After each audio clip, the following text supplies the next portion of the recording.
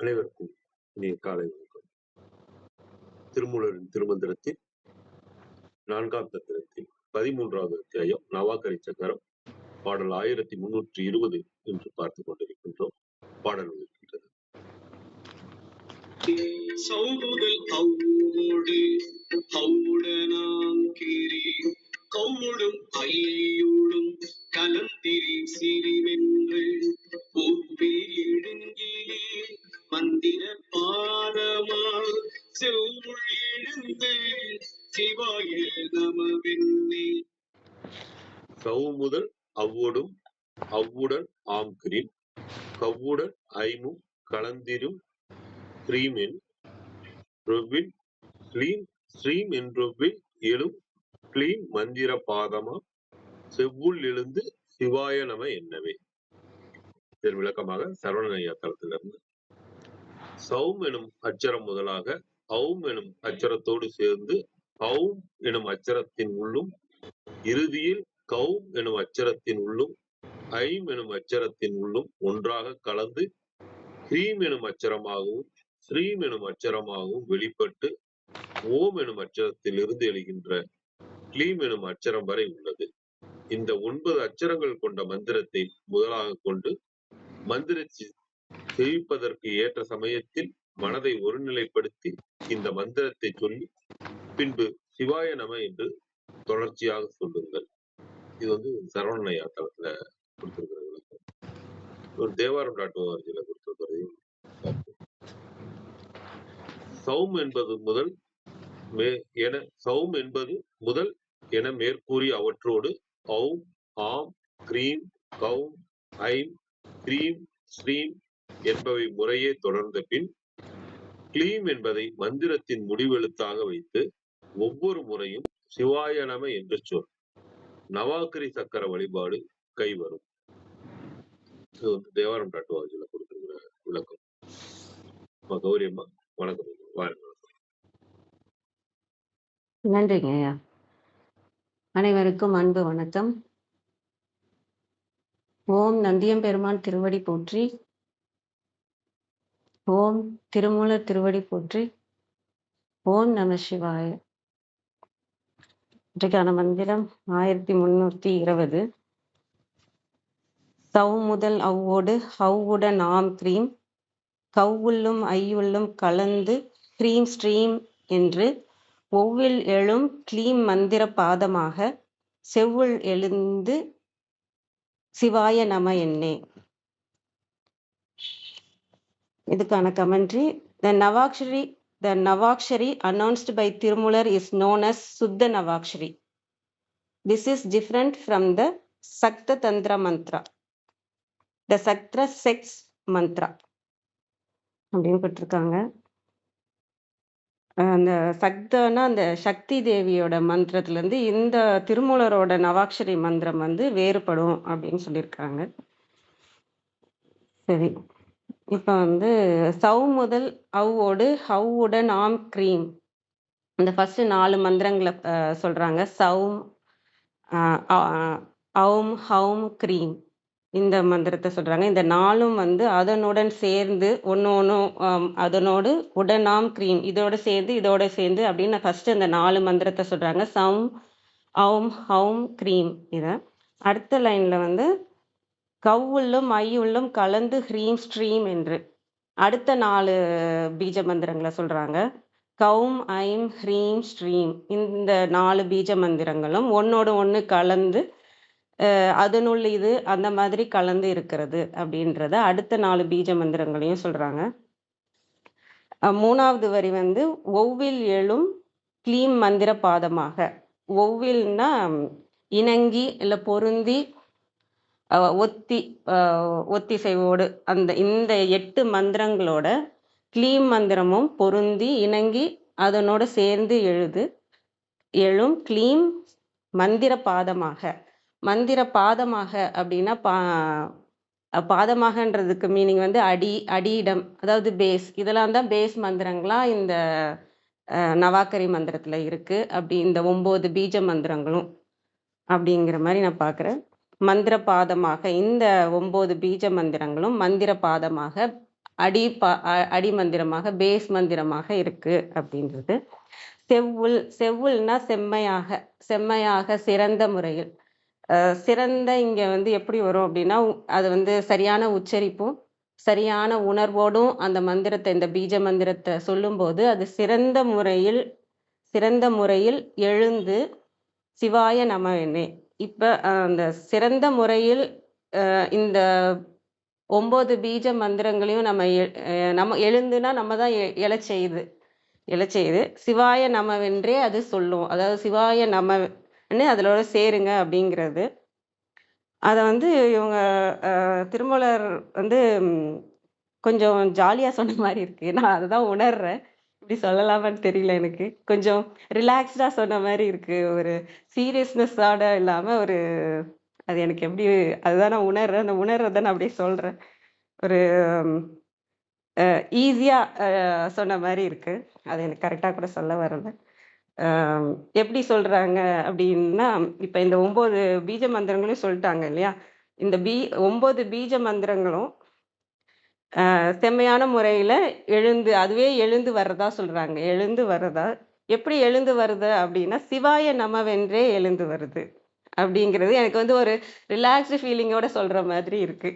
சிவாய நம என்றே அனைத்து பீஜ மந்திரங்களும், அனைத்து 9 சக்தி மந்திரங்களும் சிறப்பான முறையில் எழுகின்றது. எப்படி எழுகின்றதுன்னா, சிவாய நமவென்றே எழுகின்றது அப்படின்னு ஒரு ஈஸியான ஒரு ஃபீல் எனக்கு இருக்கு.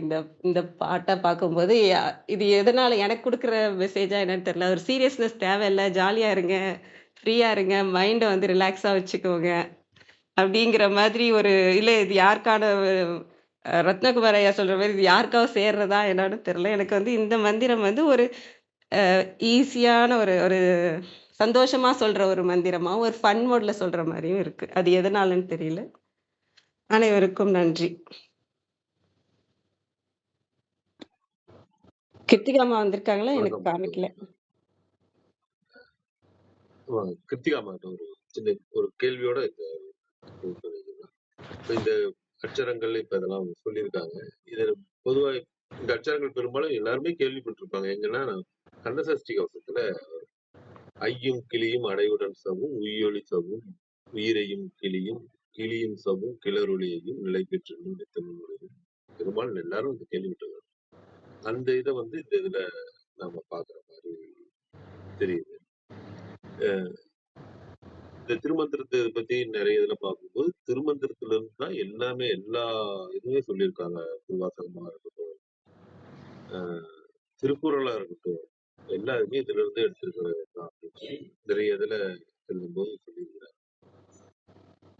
இத இப்ப இன்னைக்கு பாக்குற இந்த 4 வரி பாடல் அப்படிங்கிறது நம்ம கந்தசஷ்டி கவசத்தையும் வருகின்ற அது அர்த்தம் புரியாம அதை நாம என்னன்னு தெரியாமலே நாம அதை பாடிட்டு இருக்கோம். இன்னைக்கு அந்த இது வந்து அதோட சம்பந்தப்படுத்தி வர்றதுனால அதற்குண்டான இது என்னங்கிறதையும் நீங்க சொல்லலாம். புரிஞ்சுக்க பாருங்க.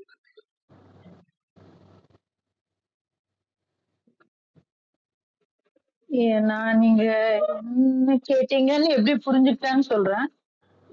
இந்த மந்திரங்கள் வந்து இந்த பீஜங்கள் வந்து ஏற்கனவே கந்தசஷ்டி கவசத்தையும் இருக்கு. இதுல இருந்து அங்க இருக்காங்கன்னு கூட நம்ம எடுத்துக்கலாம். அடிப்படை வந்து திருமந்திரமா இருக்கு அப்படின்னு கூட நம்ம யோசிக்கலாம். அந்த மந்திரத்துக்கு என்னென்ன அர்த்தம் புரியாமலே நம்ம வந்து அந்த கந்தசஷ்டி கவசம்ல உபயோகம் செய்தோம். இப்ப இதற்கு உண்டான அர்த்தம் என்ன அப்படின்னு நீங்க கேக்குறீங்க. கரெக்டா? நான் என்னுடைய புரிதல் கரெக்ட். இது அர்த்தம் என்னங்கிறத விட அதுக்கு அர்த்தம் என்னன்னு புரிஞ்சுக்க முடியல. அது வந்து ஒரு பீஜ மந்திரம் அப்படிங்கிற வரைக்கும் புரியுது. பட் இது நிறைய இடத்துல வருது. இதனோட இது எப்படி நாம இது பண்றோம். ஓகே. நன்றி. இது ஒரு நல்ல கேள்வி. இந்த கேள்வியில இருந்து நம்ம ஆரம்பிக்கலாம். இந்த பீஜங்கள் எல்லாமே நம்ம இதை ஏற்கனவே பார்த்திருக்கோம். சக்கரங்களுடைய ஆரம்பத்துல ஆரம்பிக்கும் போதே நம்ம வந்து பார்த்திருக்கோம். இது எல்லாமே ஒலி பிரபஞ்சத்துல இருக்கக்கூடியது. ஒலியிலிருந்து சொல்லாக மாறக்கூடியது, சொல்லிலிருந்து பொருளாக மாறக்கூடியது. இப்போ நவாக்கரியில அவர் அப்படிதான் அததான் சொல்றாரு. நீங்க இப்ப பாத்தீங்கன்னா இந்த ஹ, இந்த ஹ அப்படிங்கிற அந்த எழுத்து காற்றோடு தொடர்புடையது. நீங்க நீங்க பாத்தீங்கன்னா காற்று வீசும்போது என்ன மாதிரியான சவுண்ட் வருது அப்படின்னு பாருங்க. அப்போ அந்த காற்று விதவிதமா வீசும். ஒரு சில சமயம் நீங்க கடற்கரை பக்கத்துல ஆஹ் இரவு நேரங்கள்ல போயிருந்தீங்கன்னா அந்த காற்று வேற ஒரு ஒலி கொடுக்கும். சவுக்கு தோப்பு பக்கத்துல இருந்தோம்னா நமக்கு அது வேற ஒரு ஒலி கொடுக்கும். ஆஹ் வீட்டுல இருந்து இருக்கும்போது அது வேற ஒரு ஒலி கொடுக்கும். மொத்தத்துல காற்றுக்கு ஒலி உண்டு அப்படிங்கிறது நமக்கு தெரியும். அத நம்ம பொதுமைப்படுத்தி பார்க்கிறோம். இப்ப இதே மாதிரி ஆஹ் நிறைய இடங்கள்ல ஒலி இருக்கு. பிரபஞ்சம் முழுக்க ஒலி நிறைந்து இருக்கிறது. அது விதவிதமான சப்தத்துல இருக்கு. அந்த சப்தத்தோடு அதாவது இந்த பிரபஞ்சத்தில் இருக்கக்கூடிய ஒலி அமைப்புகளை நமக்குள்ள இருக்கக்கூடிய, ஏன்னா நம்மளுக்குள்ளயும் காற்று இருக்கு. அப்ப அந்த காற்று தான் நம்ம சுவாசிக்கக்கூடிய இந்த மூச்சு காற்று. இந்த பிரணவம்னு நம்ம சொல்லக்கூடிய இந்த ஓம் என்கின்ற பிரணவ மந்திரம், உயிர் மந்திரம், அது இத இதோடு தொடர்புடையதுதான். நீங்க நீங்க நம்ம சோகம் பார்க்கும்போது ஞாபகம் இருக்கும் உங்களுக்கு. இந்த அஜபை பார்க்கும்போது என்ன சொன்னோம்னா, நம்மளுடைய மூச்சு காற்று சோகம் சோகம்னு போகும் அப்படின்னு நம்ம பார்த்திருக்கோம். சோ இந்த பீஜங்கள் எல்லாமே இந்த ஒலி அமைப்பை கொண்டு படைக்கப்பட்டதுதான். சோ ஒலி பிரபஞ்சத்துல இருந்து சொற்பிரபஞ்சமா மாறுறது. சொற்பிரபஞ்சம்னா அதற்கு எழுத்து இருக்கு. அதனாலதான் இந்த கிளீம், ஸ்கிரீம், இப்ப இந்த எல்லா இடத்தையும் நீங்க வரிசையா சொல்லி பாருங்க, அப்படிதான் வரும். சௌ, அம்,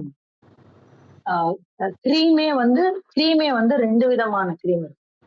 கிரீம் அப்படிங்கிறது ஒரு பீஜம், கிரீம் அப்படிங்கிறது ஒரு பீஜம், ஔ அப்படிங்கிறது ஒரு பீஜம், ஔ அப்படின்னு சொல்றது ஒரு பீஜம். சோ இந்த இடத்துல நம்ம காற்றினுடைய தன்மையை மாற்றுகிறோம். நமக்குள்ள இருக்கக்கூடிய காற்றினுடைய தன்மையை இந்த பீஜங்களின் அடிப்படையில் நம்ம மாற்றுறோம். அதான் நடக்குது இந்த பீஜங்கள் சொல்றது. இதனாலதான் பெரியவங்க என்ன சொன்னாங்கன்னா, இத நம்ம சரியான முறையில நமக்குள்ள இறங்கணும். இப்ப நம்ம இதே சொல்லலாம், ஹவு சொல்லலாம், HOW அப்படிங்கிற மாதிரி ஹவு அப்படின்னு கூட கேட்கலாம். எம் சேர்த்து போட்டு ஹவு. நீங்க இங்கிலீஷ்ல பாத்தீங்கன்னா இப்படிதான் போட்டிருப்பாங்க. ஹவு அப்படிங்கிறது இந்த இந்த KO அப்படின்னு நம்ம எடுத்துட்டு போலாம். ஆனா எதுக்காக சொன்னாங்க, நீங்க இதை குரு மூலமாக கற்றுக்கொள்ள வேண்டும் அப்படின்னு எதுக்காக சொன்னாங்கன்னாக்க, இந்த சவுண்ட், இந்த இந்த ஒலி பிரபஞ்சம் உன்னுடைய உடலில் எங்க இருக்கிறது அப்படின்னு கண்டுபிடிக்கிறது. நம்ம கண்டுபிடிச்சு அந்த தன்மையில நம்ம கொண்டு போகணும். அப்போ அதை சொல்லும் போது அந்த ஹவு அப்படிங்கும்போது அந்த ஹா எங்க இருந்து வருது, க்ரீம் அப்படிங்கும்போது அந்த க்ரீம் அது எங்க இருந்து வருது அப்படின்னு அந்த ஒலியை நம்முள்ளே காண வேண்டும். ஒலியை எப்படி பார்க்கணும், உணர முடியும். நம்ம ஒரு அதிர்ற ட்ரம்ல கை வச்சோம்னாக்க அது நமக்கு புரியும். அந்த அந்த ட்ரம் எப்படி அடிக்குதுன்னு நம்ம காது கேட்கணும்னு அவசியம் இல்லை. அற்புதமான ஒரு காட்சி உண்டு ஒரு சினிமால. அது எனக்கு படம் பேரு மொழின்னு நினைக்கிறேன். அதனால அந்த காட்சியை மறக்கவே முடியாது. இந்த heroine was dumb and deaf. அவளால பேச முடியாது, காது கேட்க முடியாது. ஆனா அந்த ஹீரோ ஒரு மியூசிஷியன். அப்போ அவன் போட்டிருக்கிற அந்த மியூசிக்க அவ புரிஞ்சுக்க முடியாதுன்னு நினைப்பா. ஆனா அவன் அவளோட அந்த கையில வச்சு, நீ உன்னால புரிஞ்சுக்க முடியும், நீ பாரு அப்படின்னு சொல்லி அந்த அந்த ஸ்பீக்கர்ல கொண்டு போய் அவ கைய வைப்பான். ஐயோ அற்புதமா இருக்கும் அந்த இடம். அந்த இடம் it was goose pumping for me. அவ்வளோ அழகா உணர்வா அவ. அதை உணர்றத அழகா வெளிப்படுத்துவா. இதான் இந்த ஒலியை உணர்தல் அப்படிங்கிறது, ஒலியை காணுதல்ங்கிறது நமக்கு தெரியும். அந்த இடத்துல அந்த ஒலியோடைய காட்சி அமைப்பு நமக்கு தெரியும். அப்படி அமைக்கப்பட்டிருக்கிற ஒரு காட்சி. அந்த மாதிரி நம்மால நம்முடைய உடலுக்குள் ஏற்படக்கூடிய அந்த அதிர்வுகளை புரிந்து கொள்ள முடியும். இதை எளிமைப்படுத்துறதுக்காக தான் இப்ப எத்தனை பேரால திருமந்திரத்துக்குள்ள நேர முடியும், எத்தனை பேரால இந்த குரு முறையில போய் நம்மளால கத்துக்க முடியும். அதற்காகத்தான் கந்த சஷ்டி கவசம் மாதிரியான பீஜம் உடைய ஆஹ் விஷயங்கள் கொண்டு வந்தார் அவரு. அவர் படைக்கும் போதே வந்து அவ்வளவு அற்புதமா, ஏன்னா ஞானத்திற்கு தலைவனான முருகனை பத்தி சொல்லக்கூடியது. அப்ப அவரு வந்து இதை எப்படியாவது மக்களுக்கு கொண்டு செல்லணும் அப்படிங்கிற ஒரு தவிப்புல செய்த விஷயம் தான் கந்த சஷ்டி கவசம். அப்போ அத வந்து ரொம்ப அற்புதமா சோழமுகிலம் சகோதரிகள் வந்து நமக்கு சொல்லி கொடுத்துருப்பாங்க. அப்போ அவங்க சொல்லும் போது அவங்கள இமிட்டேட் பண்றதுக்காகவே நம்ம பாடின மாதிரி இருக்கும். அவங்க வந்து இத பாடும்போது நேர்ந்த அனுபவங்களை கூட ஒரு பேட்டியில சொல்லியிருப்பாங்க சோழமுகிலம் சகோதரிகள். அப்போ அந்த மாதிரி ரொம்ப ஆழமான விஷயங்களை மக்களுக்கு சென்று சேரணுங்கிறதுக்காக அவங்க எளிமைப்படுத்தி கொடுத்துருக்காங்க. அத வந்து நம்மளா கத்துக்கிறத விட இந்த மாதிரி ஒலி நாடாக்கள் மூலமா கத்துக்கும் போது அவங்களுக்கு ஒரு வழிகாட்டுதல் இருக்கும். அப்ப அதன் மூலமாக இந்த பிரபஞ்சம் நமக்கு வழிகாட்டும் அப்படிங்கிறது தான் உண்மை. இப்போ இதேதான் நவாகரியில வந்து அவர் நமக்கு ட்ரை பண்றாரு. என்ன பண்றாரு அப்படின்னா, இந்த நவாகரியில இருக்கக்கூடிய 9 பீஜங்கள் என்ன சொல்லிட்டாரு? ஸ்டவ் முதல் அவ்வோடு ஹவுடன் ஆன் ஸ்ரீம் கௌவுளம் ஐயுளும் கலந்து ரீம் ஸ்ரீம் என்றொவ்வி எழுங் கிளீம் மந்திர பாதமாம் செவ்வுள் எழுந்து சிவாய நமவென்னவே அப்படின்னு சொல்றாரு. இது எப்படி முடியும்? இந்த மந்திரங்கள் சிவாய நம அப்படின்ற இடத்துலதான் இது வந்து முடியும். அப்போ இந்த சிவாய நம அப்படிங்கிறது என்ன அப்படின்னா சக்தி பஞ்சாட்சரம் அப்படின்னு நம்ம சொல்லுவோம். இந்த சிவாய நம அப்படிங்கிறது வந்து சக்தி பஞ்சாட்சரம். ஒரு சில உரையாசிரியர்கள் பரமேஸ்வரி மந்திரம் அப்படின்னு சொல்லுவாங்க. நம்ம வந்து சக்தி பஞ்சாட்சரம்னு சொல்லுவோம். இந்த சிவாய நமன் தான் முடியும் இது எல்லாமே. அப்போ இப்படி முடியும் பொழுது இந்த 9 மந்திரங்கள் எதெல்லாம்? சௌம், ஔம், ஔம் அப்படின்னு வரிசையா வருது. இதுல வந்து கிளீம் சேரும் பொழுது எப்படி வரும் அப்படின்னாக்க, கிளீம், ஸ்ரீம், cream, I'm, கௌம், cream, Aum, Aum, சௌம். இதுதான் அந்த இடத்துல வரக்கூடிய பீஜங்கள். இந்த 9 முடியும் போது எப்படி முடியும் அப்படின்னு நமக்கு ஒரு ஃப்ரேம் கொடுத்துட்டாரு, சிவாய நம. சோ நம்ம இந்த 9ஓட சேர்ந்துதான் நம்ம வந்து மொத்த உடம்பையும் தட்டி பார்க்க போறோம். என்ன பண்ண போறோம்? முதல்ல இந்த அவங்க வந்து இந்த முதல்ல ஆரம்பிக்கிறது வந்து கிளீம்ல தான் ஆரம்பிப்போம். இந்த கிளீம மூலாதாரத்துல வைப்போம். இந்த கிளீம் மூலாதாரத்தோடு எங்கனம் செயல்படுகிறது அப்படின்னு ஒரு ஒரு ஒரு செட் ஆஃப் மந்திரம் சொல்லி தருவார் நமக்கு. அடுத்த அப்ப கிளீம்ல ஆரம்பிக்கும் பொழுது அடுத்தாப்புல போயிடும். ஸ்ரீம், க்ரீம், ஐம், கௌம், க்ரீம் அப்படி போயிடும். அப்புறம் திருப்பி கொண்டு வரும்போது ஸ்ரீம மூலாதாரத்துல வைப்பாரு. வச்சு அப்படி ஆரம்பிப்பாரு. அதற்கு பிறகு இப்படி ஒரு மந்திரத்தையும் ஒரு ஆதாரத்துல வைத்து அதற்கு முன்னால பின்னால இருக்கக்கூடிய மந்திரம், ஏன்னா அப்படியே செயல்படாது. நீங்க வந்து நான் வந்து உங்களுக்கு கரெக்டா புரிய வைக்கிறேன்னா, நான் புரிஞ்சதை சொல்றேன்னான்னு எனக்கு தெரியல. நீங்க யோசிச்சு பாருங்க. பெர்முடேஷன் காம்பினேஷன் சொல்லுவாங்க. இது மாறிக்கிட்டே இருக்கும். இந்த பெர்முடேஷன் காம்பினேஷன் எப்படின்னா, ஒரு ஆதாரம் இருக்கு, அந்த ஆதாரத்துல ஒரு சவுண்ட் வைக்கிறோம். அப்ப அந்த ஆதாரத்துக்குன்னு ஒரு தன்மை இருக்கு. அந்த தன்மையோட அந்த பீஜத்தோட முன்னையும் பின்னையும் இருக்கக்கூடிய பீஜம் எப்படி ரியாக்ட் பண்ணுது, அந்த பீஜம் எப்படி ரியாக்ட் பண்றது. அப்போ இந்த ஆதாரத்தினுடைய தன்மை, அந்த ஆதாரத்தில் இருக்கக்கூடிய பீஜத்தினுடைய தன்மை, அதற்கு முன்னே இருக்கக்கூடிய தன்மை, அதற்கு பின்னே இருக்கக்கூடிய பீஜத்தினுடைய தன்மை, இந்த 4ம் பெர்முடேஷன் காம்பினேஷன்ல வேலை பார்க்கும். அது நம்முடைய உடம்பில் எந்த வேலையை செய்கிறது இப்படின்னு ஒரு பீஜத்தையும் அதற்கு முன்னும் பின்னும் இருக்கக்கூடிய பீஜத்தோடு சேர்த்து ஒரு ஆதாரத்திலையும் வைத்து நிராதாரத்தோடு, அதாவது மேல வரைக்கும் போகும். நமக்கு ஆக்கையோட முடியல, 6ஓட முடியல, அதுக்கப்புறம் 7 இருக்கு, அதுக்கப்புறம் 8 இருக்கு, அதுக்கப்புறம் 9 இருக்கு. அப்படி 9ஓடு முடிந்து அங்கிருந்து பிரபஞ்சத்துல இருந்தும் சக்தியை எடுத்துட்டு வந்து திருப்பி நம்மளுடைய ஆதாரத்தில் வைத்து அவர் வந்து பரீட்சை செய்றார். பரீட்சை செய்யி அப்படின்னு நமக்கு சொல்லி கொடுக்குறாரு. அது வந்து என்ன செய்யும் அப்படின்னாக்க, ஆனா அது முடியும் போது நம்ம எதோட முடிக்கிறோம் அப்படின்னாக்க, சக்தி பஞ்சாட்சரம் என்று சொல்லக்கூடிய இந்த சிவாய நம என்பதோடு நாம் முடிக்கிறோம். இப்படி முடிக்கும் பொழுது என்னன்னா, நான் திருப்பி சொல்றேன், இந்த பகுதி வந்து நமக்கு பின்னாடி வரக்கூடிய அந்த 5, 6, 7, 8, 9 தந்திரங்கள்ல அவர் சொல்ல அதுக்கப்புறம் அவர் சக்தியா பேசுவாரு. ஆனா இவ்வளவு ஆழமா பேச மாட்டாரு. ரொம்ப ரொம்ப அப்பப்போ வந்து தொட்டு காமிச்சிட்டு போவாரு.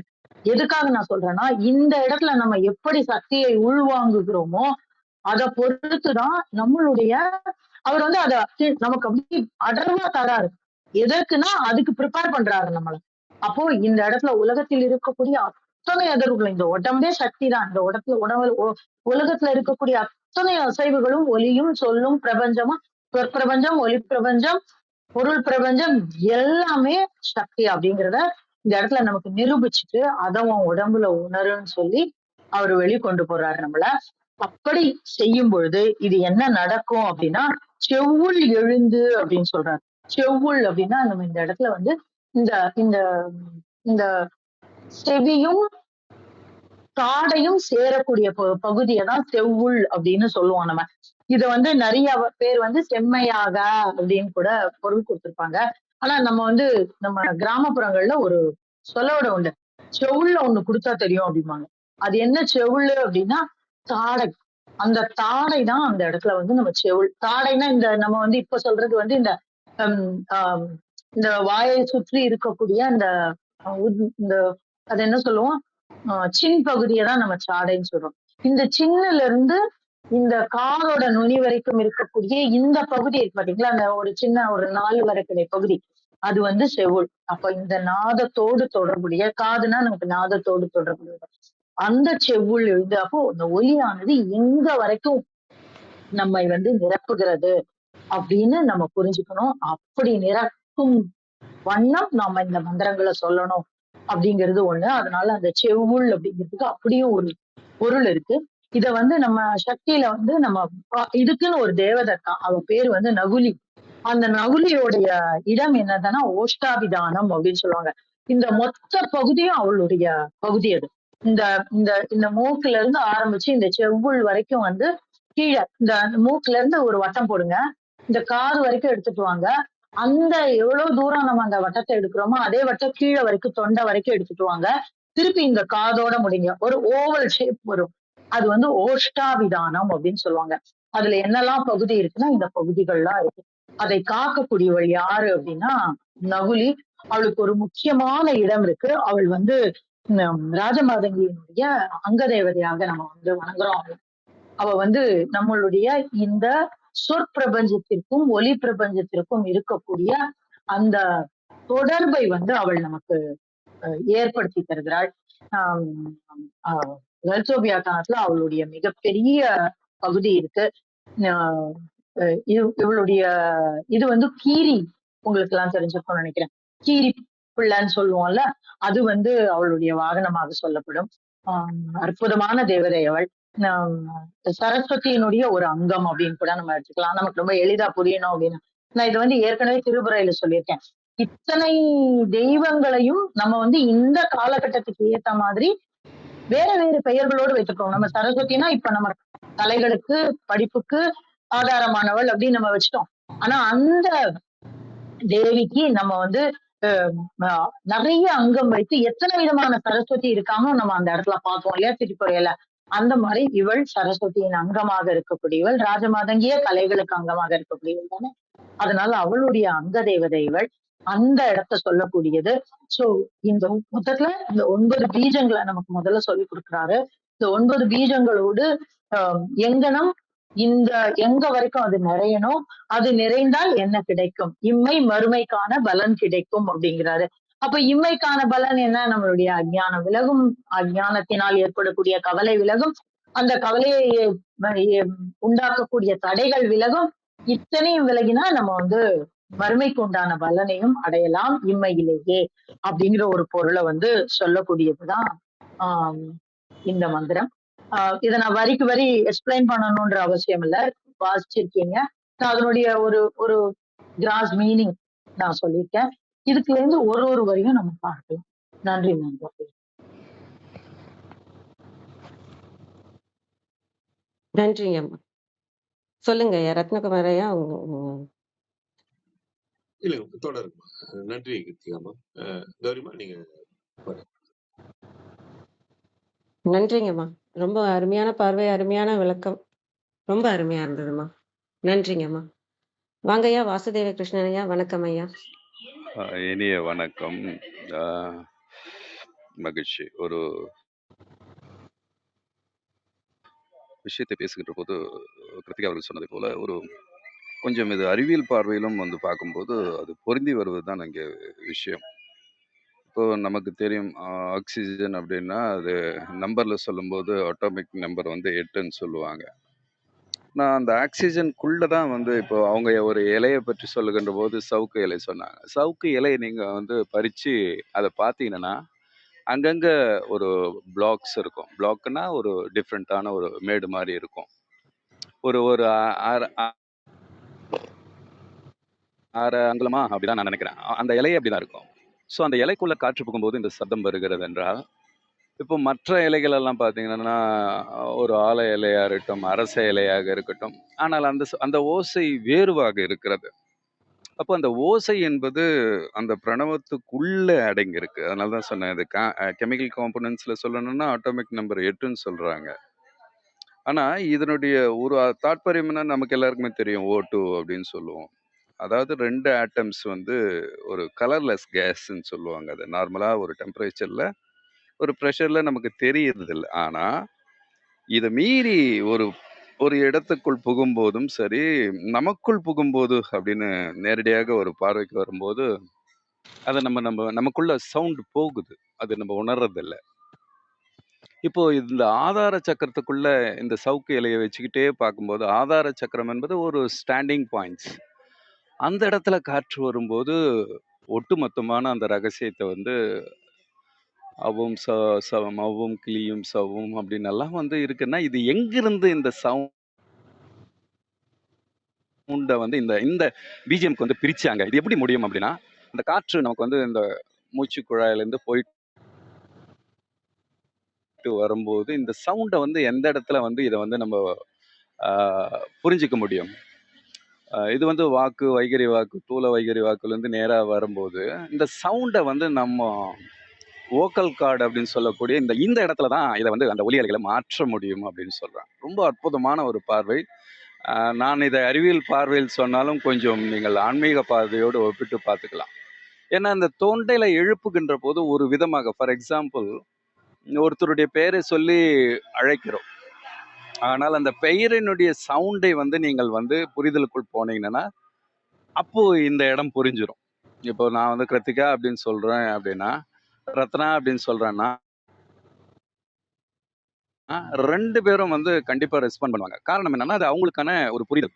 அப்போ எனக்கான புரிதல் என்னன்னா, இந்த சவுண்டை எழுப்புனா, கிருத்திகாவோட நான் கம்யூனிகேட் பண்ணிக்க முடியும். ரத்னாவோட கம்யூனிகேட் பண்ணிக்க முடியும். அப்போ இந்த சவுண்டை வந்து நான் வந்து அலைவரிசையில் வந்து பிரிச்சு சயின்டிஃபிக்கலா ஆராய்ச்சி பண்ணி பார்த்தீங்கன்னா, இந்த மாரி ஒரு ஹை, லோ, ஹை, லோன்னு இருக்கும். ஸோ மந்திரங்கள் எல்லாமே வந்து இந்த ஃப்ரீக்வென்சில ஹை, லோ ஃப்ரீக்வென்சிக்குள்ள தான் இருக்கு. ஒரே ஃப்ரீக்வென்சின்னா இட்ஸ் அ டெட்லி ஃப்ரீக்வென்சி.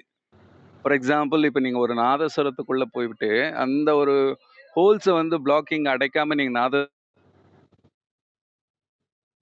ஊதுனா ஒரே சவுண்ட் தான் வரும். அது கூட ரொம்ப நேரம் நம்மளால அத புரிஞ்சுக்க முடியாது. அப்போ ஒரு புரிந்து கொள்கின்ற இடத்திற்கு அந்த நாதஸ்வரத்தில் ஏற்ற இறக்கங்கள், அடைப்புகள் விடுதல் அப்படிங்கிற போது, பிரணவத்தினுடைய சூட்சுமத்துக்குள்ள இது ரொம்ப பிராணாயாம டெக்னிக்ல அத அவங்களும் சொன்னாங்க. அப்ப நீங்க பாருங்க. ஸோ நமக்குள்ள ஒரு இன்ஸ்ட்ருமெண்ட் இருக்கு. வோக்கல் கார்டு இருக்கு.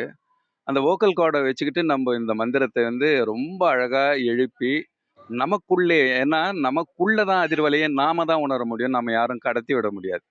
சொல்ல தான் கடத்த முடியும். அதிர்வலைய நம்ம கடத்த முடியாது. ஆனால் அதிர்வலைகள் இம்பாக்ட்ட வந்து நம்ம உணர முடியும். பட் பாடி வந்து அத அப்சர்வ் பண்ணிக்கும் தவிர, நமக்கு அது ரியாக்ஷன் மேக்ஸிமம் பெருசா அது பாதிப்பு இல்லாதனால அது காட்டுவது இல்லை. அதனால தான் அடிக்கடி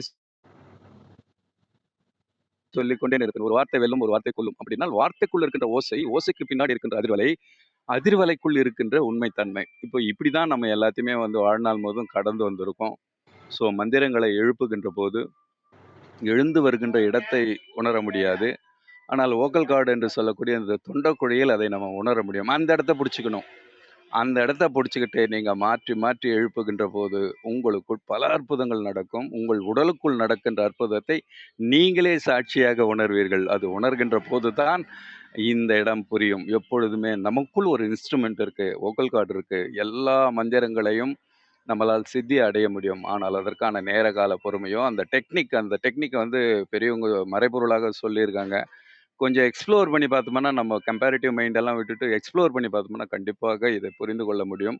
நமக்குள் இருக்கின்ற ஒன்றை நாமே உணர்கின்ற ஒரு அற்புதம் இந்த மந்திரம் சொல்லிக் கொடுக்கிறது. எல்லா மந்திரத்துக்குள்ளும் ஒரு அசைவு இருக்கிறது. அசைவுக்குள் ஒரு ஏற்ற இறக்கம் இருக்கிறது. ஏற்ற இறக்கத்துக்குள் எனர்ஜி இருக்கிறது. எல்லா மேட்டருக்கும் ஒரு எனர்ஜி இருக்கு. All matters, we are all matters.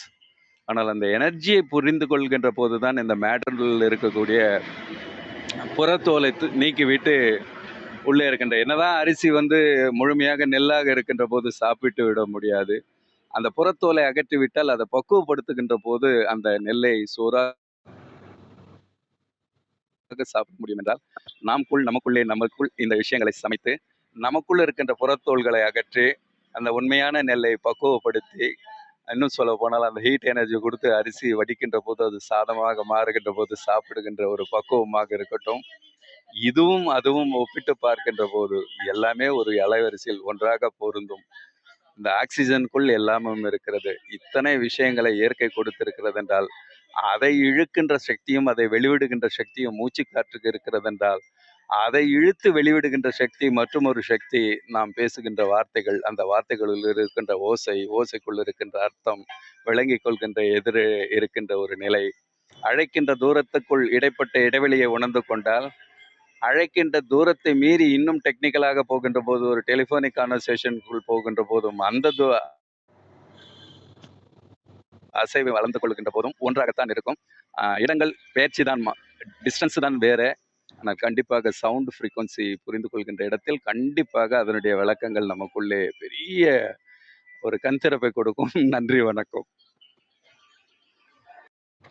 நன்றிங்கய்யா. அருமையான விளக்கம். நல்ல எடுத்துக்காட்டும் சொன்னீங்க.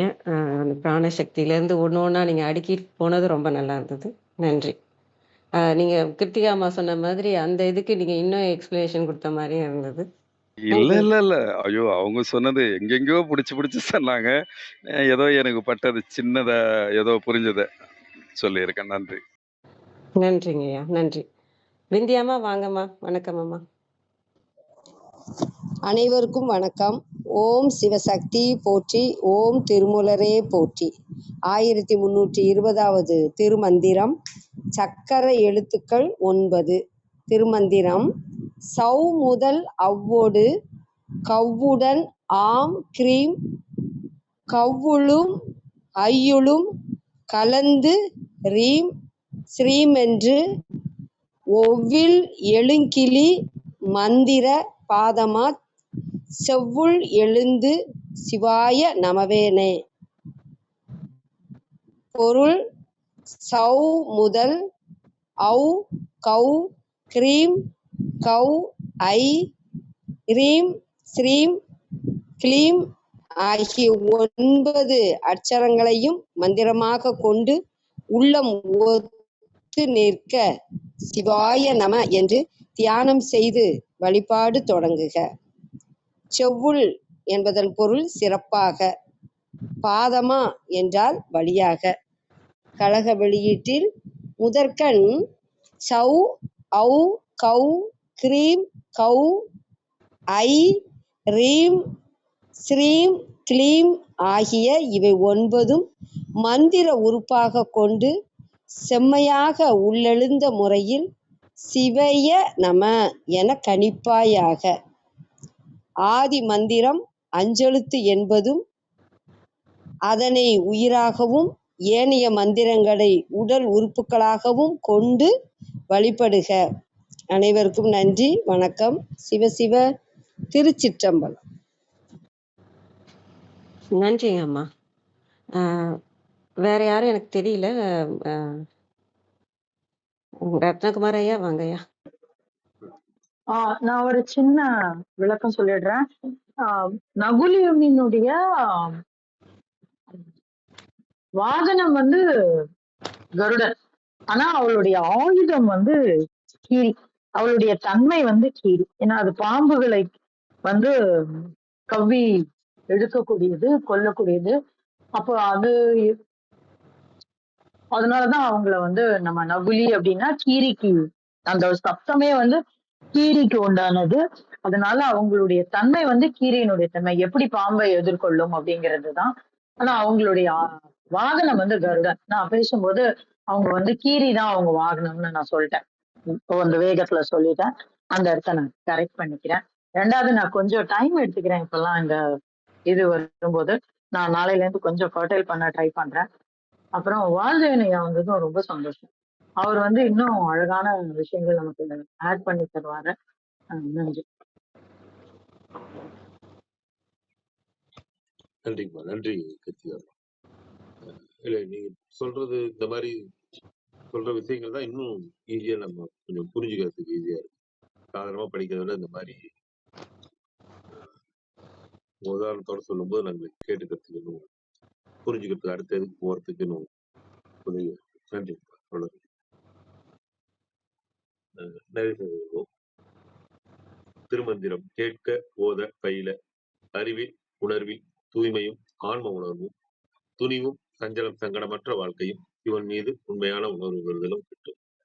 யான் பெற்ற இன்பம் பெருகை வையகம் என்ற திருமூலரின் கூற்றுக்கிணங்க வந்திருந்து கருத்துக்களை பகிர்ந்து கொண்ட சான்றோர்களுக்கும் மையன்பர்களுக்கும் மிக்க நன்றி. தளம் நிறைவடைகிறது. மீண்டும் நாளை காலை 6:30 மணிக்கு கேள்வி ஞானம் ஆன்ம சுவாசம் சந்திப்போம்.